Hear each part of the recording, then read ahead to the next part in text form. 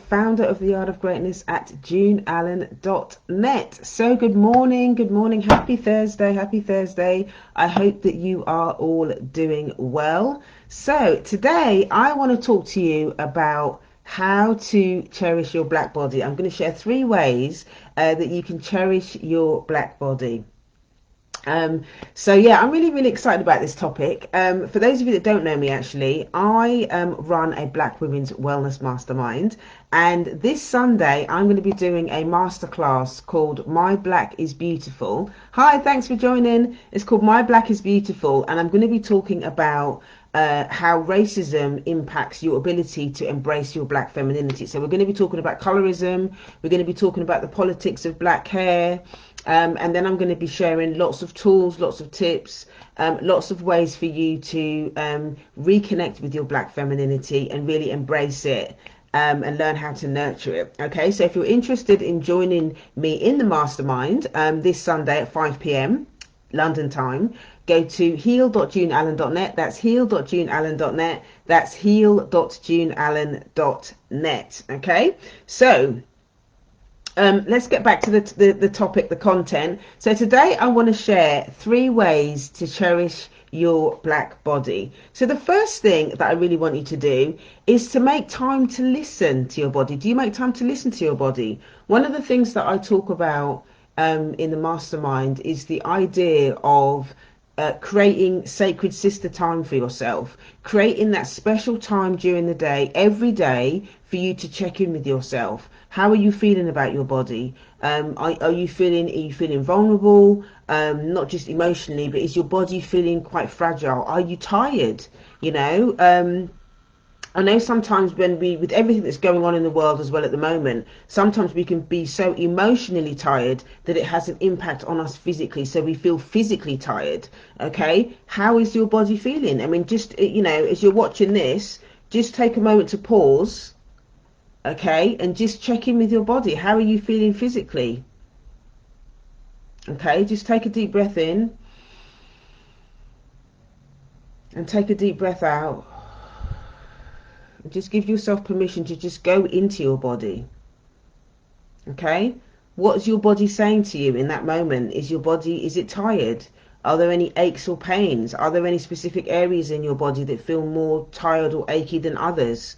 Are you feeling, are the lockdown, do you have any lockdown love handles that are kind of there that weren't before? I know that my body's changed a lot since being in lockdown, and I've had to really just give myself some grace around the fact that, we've been locked up indoors, and in the UK we've only just come out of lockdown. But what are the dialogue, what's the dialogue that I'm having with myself about my body? How do I really feel about it? Okay, so that's the first thing. Okay, make time to listen to your body, because your body is not the enemy. Your body is there to protect you, to help you get from A to B, and it's a tool. Your body is there to help you experience the world in a way that's physical. Now, if you're disconnected from who you are physically, that's going to make it very difficult for you to be able to stand in your femininity, to own your femininity, because you're disconnected from it. And as black women, a lot of times, or as black people, we're actually forced many times to be disconnected from our bodies, because a lot of times it doesn't feel safe to be in our bodies, especially with all of the stuff that's going on in the world at the moment. Black people still being abused. We're still seeing in the news all the time about black people being murdered and all of this kind of stuff. What impact does that have on your ability to be present inside your body? Okay, so instead we drag our bodies around. In the workplace from A to B.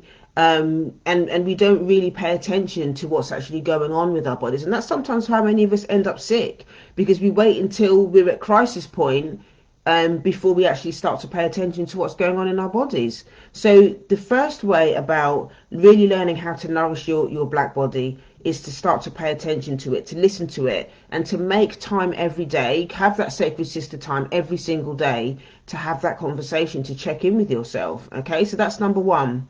Number 2 is to give yourself time to slow down. To give yourself time to slow down so that you can actually connect to your body. Okay, this is something that I really took ownership of last year. In the mastermind we had a whole month that was focused on the art of rest. And in doing that, not only, as I was sort of preparing the content for the mastermind, I did a lot of my own personal work around rest. And I realized that, sometimes I was able to recognize just how disconnected I feel from my body sometimes, and how rest was often very difficult. I'm a single parent. Obviously I'm running this platform. I'm also studying to be a psychotherapist as well. I'm still a therapist in training, which takes up a lot of energy. It takes up a lot of time. So sometimes it was really hard for me to learn how to slow down. But, the result of that is, increased anxiety, just overworking, a lot of worry, sometimes overeating, all of this kind of stuff. And obviously we were in the middle of a pandemic as well, trying to juggle all of that kind of stuff. And so it was very difficult for me to slow down because I was so worried and overwhelmed by all of the things I was trying to juggle at once. But what I did as part of that month focused on rest was I really gave myself permission to trust the process. Okay, I gave myself permission to trust the process of rest and to actually slow down. So I would go into my calendar and do things like what I call under-scheduling. So it's letting go of the things in my calendar that I thought, you know what, that's just going to have to wait, because my rest and me slowing down and me taking care of my body was more important. And as I began to slow down a lot more, first of all, I kind of went through this huge thing around being really exhausted. It's like my body just allowed myself to relax into the exhaustion so that I could then rest. So I started napping a lot more. And as a result of just slowing down and really starting to pay more attention to what was going on, I started eating very differently. My body started to speak to me about, what I should be eating. And that's when I started becoming really obsessed with taking sea moss and stuff like that. So your body will tell you what it needs. Your body will tell you what it needs. You've just got to be willing to slow down.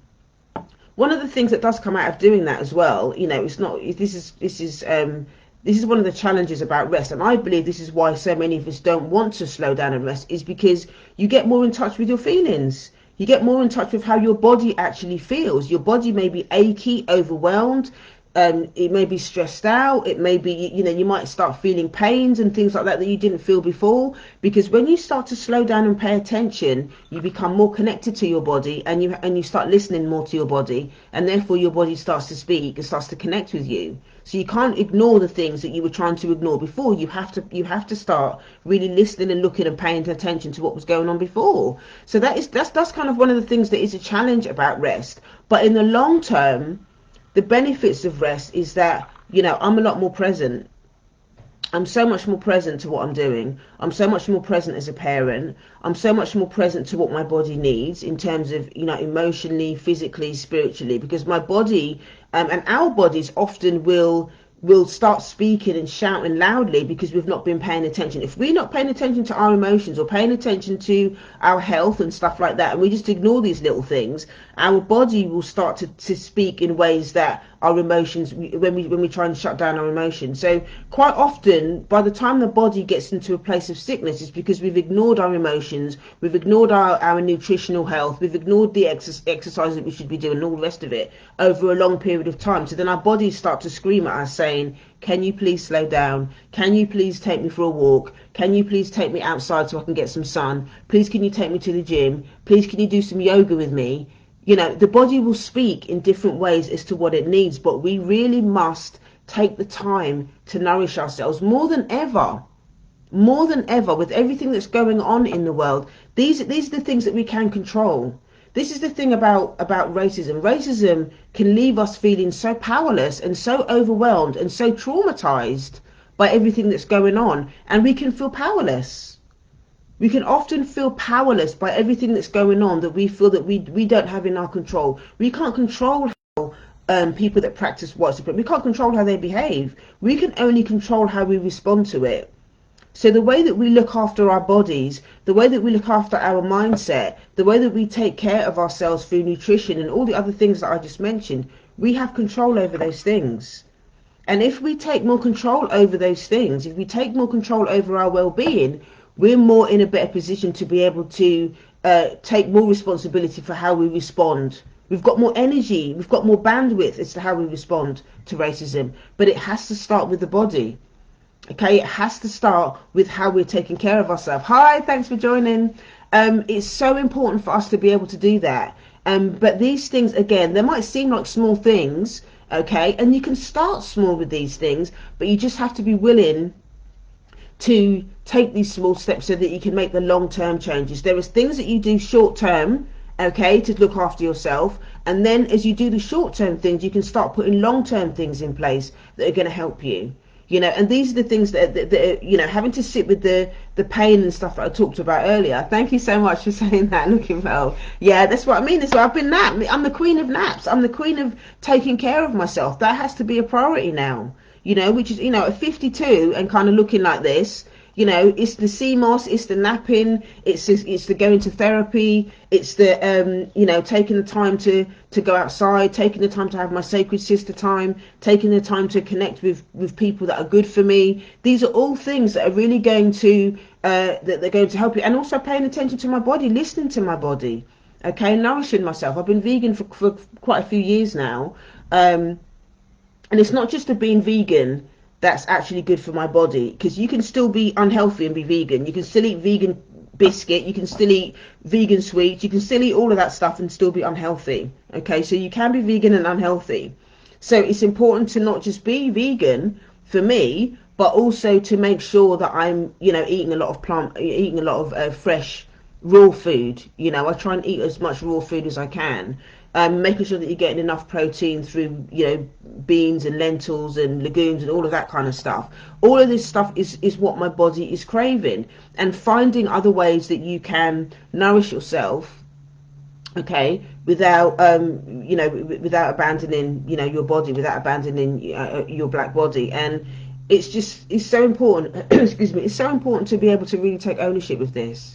You know, there's been so much going on at the moment, and sometimes, and there's been times over the last couple of weeks where I don't know whether I'm coming or going with everything that's going on in the world, and trying to build this platform and trying to study and trying to be a parent and trying to do, it can be overwhelming. And so to think about our bodies is very difficult, is very, very difficult, because then if we don't you know, if we're not kind of aware of what's going on in our minds, then it's easy for our bodies to get abandoned.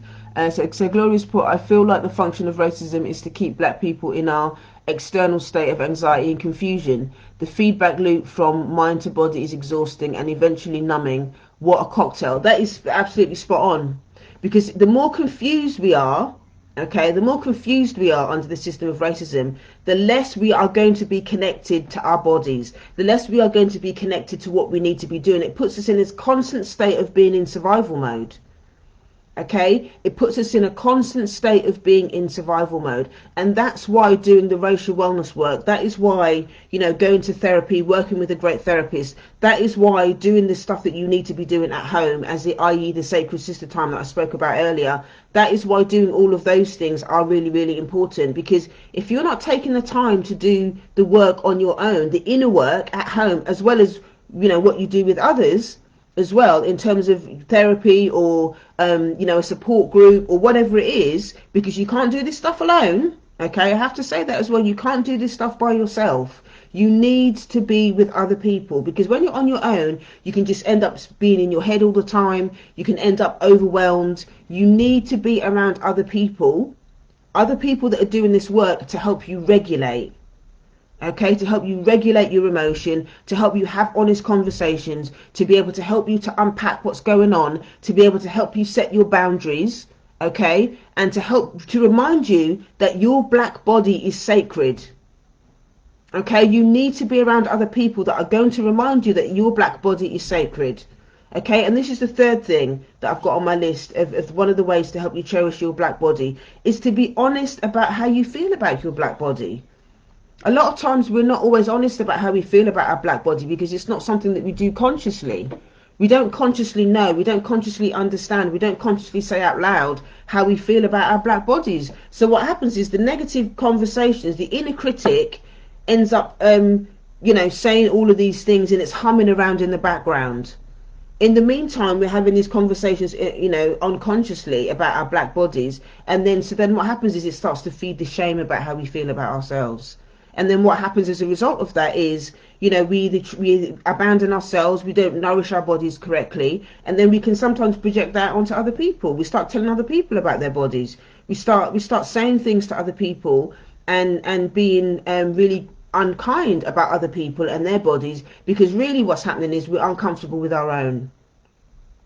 Okay, we're uncomfortable with our own. These are the types of conversations and things that we're going to be unpacking in the mastermind this Sunday. For those of you that have just joined and missed what I was saying at the top of the broadcast, I'm going to be doing. I run a wellness mastermind for black women, and this Sunday at 5 p.m. London time, I'm going to be doing a masterclass called My Black is Beautiful. We're going to be unpacking, understanding colorism. We're also going to be talking about the politics of black hair and what that means. And I'll be sharing lots of tools and lots of amazing things that you can do to reclaim and stand in and celebrate your black femininity. So if you're interested in joining me in the mastermind this Sunday, you can click the link in the bio, go to heal.juneallen.net. That's heal.juneallen.net. That's heal.juneallen.net. Okay, so those are the three things. Okay, so I'm just going to recap again. 3 ways that you can nourish your black body. Number 1, make time to listen to your body. Stop just dragging it around every day,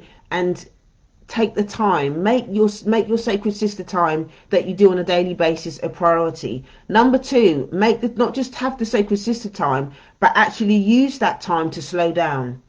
Use that time to breathe into your body. Okay, do affirmations about your body. Do have some honest journaling conversations about what does rest mean to you? What does your body need? Okay, what does your body need? How can you begin to slow down? Make notes about what you can do to slow down and really start to connect with your body. Do you need a massage? With lockdown now out in the UK, I've already paid for a few massages already, and I'm going to be booking them shortly, because my body needs to be nourished, and my body is sacred. When you start taking ownership of your body, okay, how it behaves and how it looks and all the rest of it, that's how you start to really build your self-esteem. That's how you start to build confidence, and people will respond to you differently, because you're really starting to take ownership of how you feel about your body. And people are going to be, it's less likely that other people are going to abuse you, okay, if you take ownership of how you feel about your body.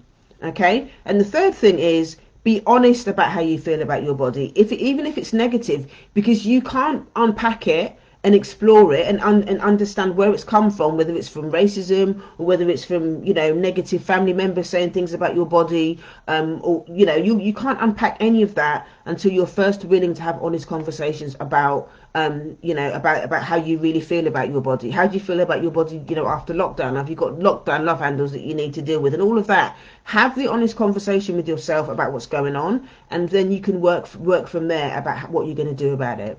Okay, if there's anything that you've heard today that you think that's resonated with you and you'd like to maybe work with me more, then you can either have a one-to-one session. I do one-to-one peer group soul sessions. You can click the link in the bio, go to heal.juneallen.net. That's heal.juneallen.net. That's heal.juneallen.net. I have the group mastermind as well, but there's a maximum of 12 women in the group. I have about 10 at the minute in the group, so there's still a couple of spaces if you'd like to join me this Sunday. Yeah, so if there's anything else as well that you questions that you have about anything that I've shared today, any of my work that I do, then you can send me a direct message. You can email me info@yardofgreatness.com. Thank you so much for joining me today. Share with your friends if you think anybody would be interested in what I've shared today with you, and hopefully I will see you next time. Have an amazing day, and I'll see you next time. All right, take care. Bye.